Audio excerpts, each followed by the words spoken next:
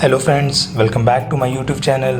As you know, BPSC Assistant Architect exam is going to happen this month, and this video is also related to that, where we are going to solve some of the most important questions on building material and construction. These questions will be related to the type of material, their property, application and techniques. Apart from this exam, these questions will help you in your GATE architecture or any type of government architecture and planning exam. So if you are new to the channel, don't forget to subscribe. My name is Rahul and you are watching Architecture and Planning with Rahul. Let's start today's first question. Which type of bond is weakest and most subject to damage or deformation of the wall? So the most weakest bond is stack bond. Therefore the correct answer of this question is option number D, stack bond. So this is the image of some common type of brick bonds. So in stack bond, bricks are laid one top of the other, so that not only the horizontal edge joints but also the vertical head joints are continuous, and because these joints are exactly on the top of each other, the bond becomes weak. Therefore this is the weakest bond. Running bond is the most common bond used in the construction technique, and it is also known as stretcher bond because only stretcher side is visible while laying this masonry. Let's move to the next question. A sedimentary composed of angular particles of gravel is called. So when the rock is composed of large angular broken fragments of mineral or rocks which are cemented together by fine grained matrix, then it is known as breccia. So the correct answer of this question is option number A, breccia. Breccia and conglomerate are very similar, with only just one difference, and that difference is in breccia the particles are angular, whereas in conglomerates the particles are more regular or round in shape. This is the image of breccia, and here you can see that the particles are very pointed or angular, whereas in conglomerate the particles are more rounded. This is the image of sandstone, and this is how gravel stone looks like. So let's move to the next question. Sedimentary particles with a size range larger than 256 mm. So there are different names of sedimentary particles with different size, and here in this table you can see that the name of particles with different size range.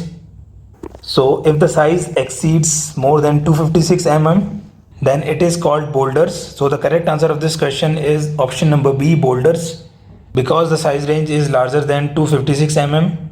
If the particle size is between 64 to 256 mm, then it is known as cobble.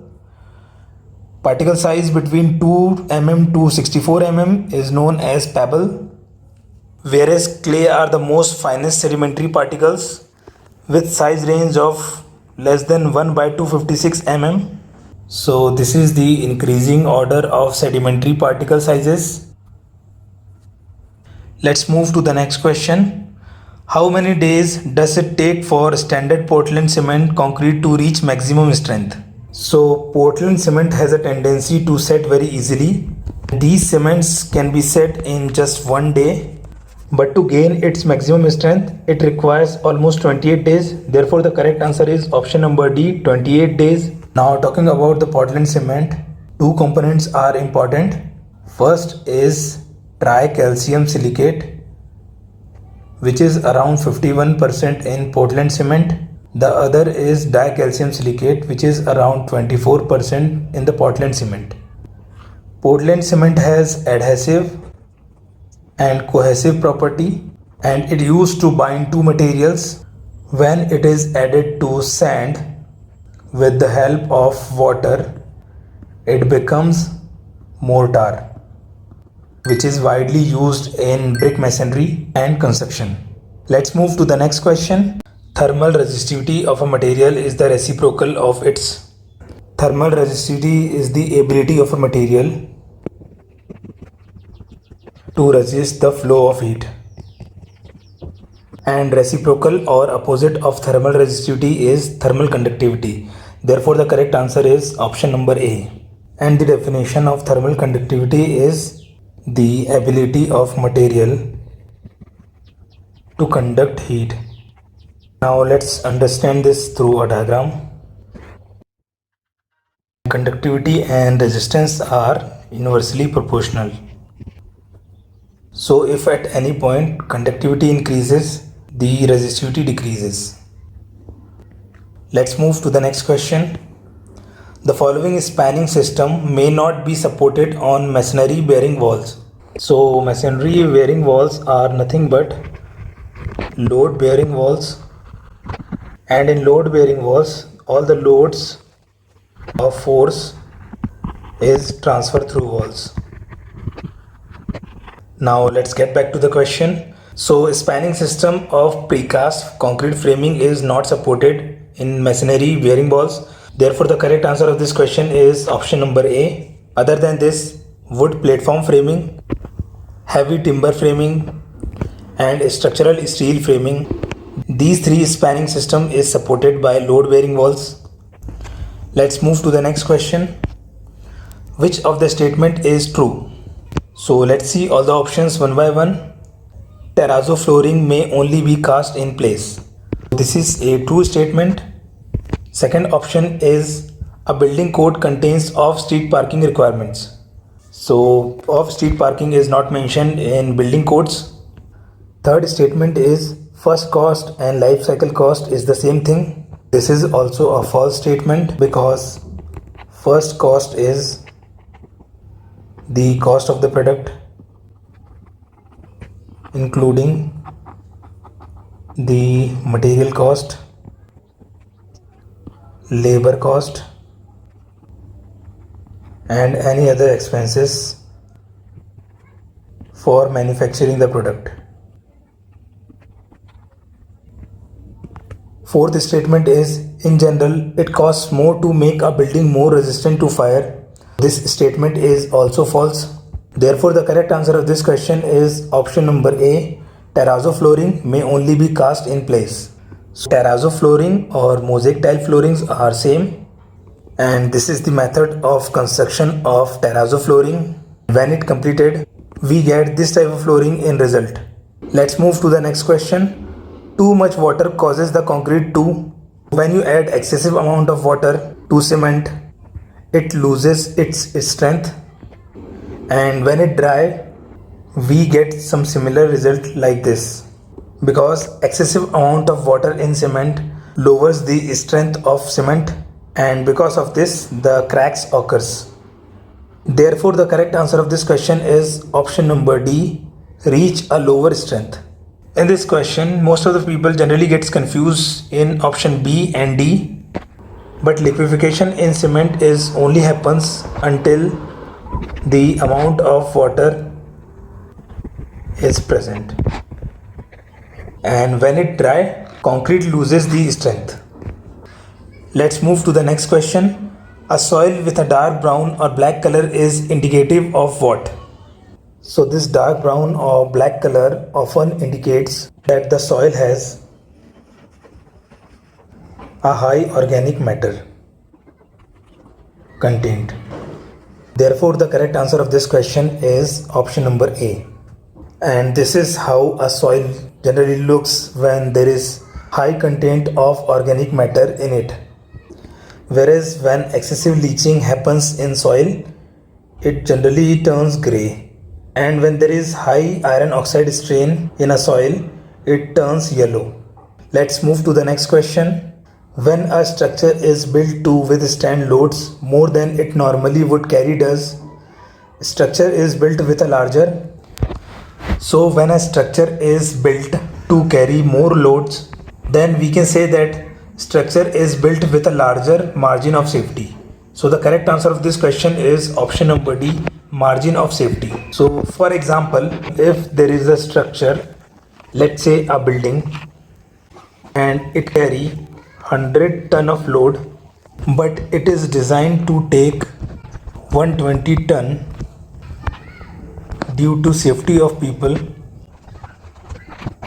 or property. Then here we can say that 120 minus 100, which is 20 ton, is the margin of safety. Let's move to the next question. Egg cartons, food cans, bottles and pipes are example of. So all these are example of manufactured cell structure. Therefore the correct answer is option number A. Although these are manufactured cell structure, but the design is the biomimicry of animals or insects such as turtle, snail and sea cell. Biomimicry in architecture is nothing but taking the inspiration from natural or living organism. So some architecture example of cell structures are Sydney Opera House, Montreal Biosphere of Canada. Lee Sagrada Familia is exceptional example of shell structure. Millennium Dome and Louvre of Abu Dhabi. Let's move to the next question. Following is an example of composite material. So on the basis of their properties, materials are divided into almost 20 categories, and these are the types of material, and composite material is in one of those categories. It is a material type that is created by combining two or more constituent material with dissimilar chemical or physical property. Resulting material generally made to do a certain kind of job, and it will have the properties which is superior from the previous material. Out of the given option, reinforced concrete is a composite material. Therefore the correct answer is option number D. Reinforced concrete is obtained from embedding steel in concrete, in which steel provide the tensile strength and concrete provide the compressive strength. Let's move to the next question. Both concrete and dash are the primary contributors to what is known as the urban heat island effect. Firstly, let's understand what is urban heat island effect. So urban heat island effect is a phenomena of overheating of urban areas in comparison to the surrounding rural areas. So here in this figure, this line shows the temperature, and due to this phenomena, the temperature in urban areas are higher and in rural areas it is lower. And this generally happens because of the material widely used in urban areas. And apart from concrete, asphalt is the material which is widely used for the construction of roads, and it is one of the primary contributor to the urban heat island effect. Therefore the correct answer of this question is option number C, asphalt. Just like urban heat island effect, there is another phenomena called urban cool island effect, and it is exactly opposite to urban heat island effect.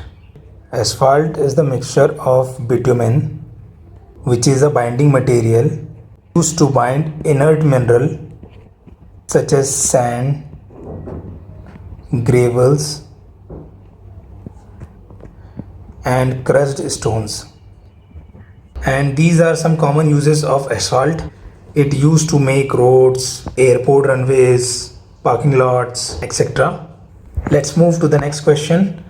Concrete solidifies and hardens after mixing with water and placement due to chemical process known as.